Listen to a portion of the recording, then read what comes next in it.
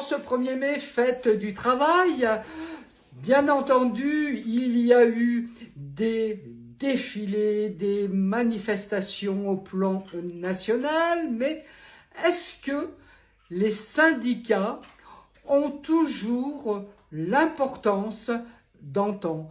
Est-ce que les syndicats sont toujours indispensables? Écoutez cet extrait vidéo sur Sud Radio et surtout vos réactions. À plus tard. J'ai entendu très bien 6% qui jugent que les syndicats sont utiles et pas le reste. Oui, mais aujourd'hui, 98% des salariés en France bénéficient d'accords au-delà du droit du travail. C'est-à-dire que 98% des salariés bénéficient du travail des syndicats. Si on leur supprime ces avantages au-delà du droit du travail, ils vont tous pleurer. C'est le résultat de travaux passés. Ah non, c'est le résultat des travaux de tous les jours. Ce que vous avez l'air d'ignorer, vous voyez les syndicats, vous nous dites d'ailleurs aujourd'hui, les syndicats défilent. C'est pas vrai? Non.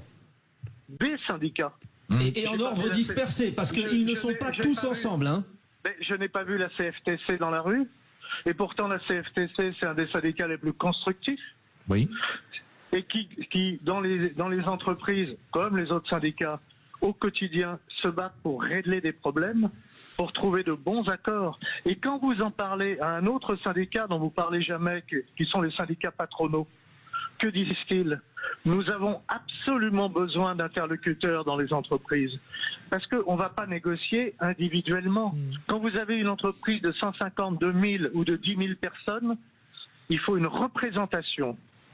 Et les syndicats, leur rôle, c'est de représenter les salariés. Bon. Alors je sais qu'aujourd'hui, et depuis longtemps, il y a des syndicats beaucoup trop politisés qui ne font pas un travail syndical. Et j'en tiens pour preuve, là je suis à quelques encablures de la grande manifestation parisienne. Ouais. J'ai vu des drapeaux palestiniens partout. Ah oui, on ne voit que ça. Hein. On ne voit que ça. Quel est le rapport avec la condition des salariés? Alors, sur l'aspect politique, justement, Tom Conan, j'allais vous chercher. Alors, Tom Conan, en plus d'être brillante vraie voix, donc vous êtes aussi jeune, qui est un atout. Mais il semble que les jeunes sont de moins en moins syndiqués. Est-ce que vous, de votre jeunesse terrifiante, parce qu'elle me manque, mais est-ce que vous avez une explication aussi par rapport à la jeunesse? Oui, bien sûr. Alors attendez, Tom. Je suis pas si jeune, mais Joseph effectivement a tout à fait raison de rappeler l'importance du syndicalisme en général. Effectivement, c'est quand même de bien prendre en compte l'idée qu'il y a des intérêts collectifs au-delà des intérêts individuels, que ma situation n'est pas forcément la seule, et que si vous prenez des cas, par exemple récents dont on parle depuis quelques années, les questions de burn-out, de santé mentale au travail par exemple, on en parlait moins avant, bah ça c'est aussi le fruit d'un travail effectivement collectif, notamment des syndicats mais pas exclusivement, qui permet ensuite de faire émerger un certain nombre de lois, de règles, de nouvelles manières de manager, etc., etc. Donc c'est un rôle qui est fondamental. Ensuite, sur la politisation, évidemment, c'est des questions ensuite de point de vue et de valeur. Mais là où c'est aussi intéressant dans le travail syndical, dans cette politisation, c'est que justement l'idée c'est de comprendre qu'il y a quand même des conflits.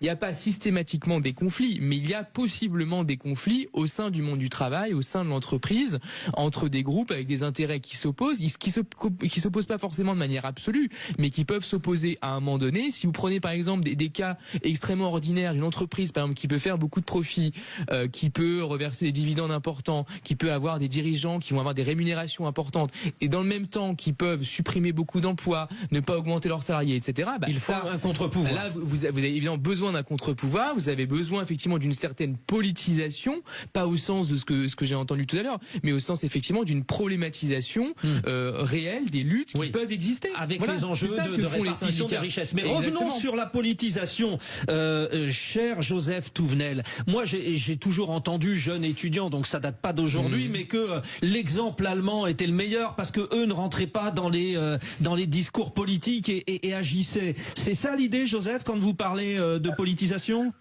Alors d'abord, Tom a dit des choses tout à fait exactes. Comme souvent. Oui, comme souvent. Merci, Joseph. Le syndicalisme à l'allemande est un syndicalisme, moi, qui me correspond assez. C'est un syndicalisme contractuel qui peut être très fort quand ils se mettent en grève. Vous imaginez pas, mais c'est très rare. Enfin, c'est en train de changer. Mais il y a aussi des formes de culture, et chaque pays a sa culture. Et les formes de syndicalisme sont adaptées à la culture de chacun. Mais moi, ce que je constate tous les jours, parce que je donne toujours un coup de main à mon syndicat.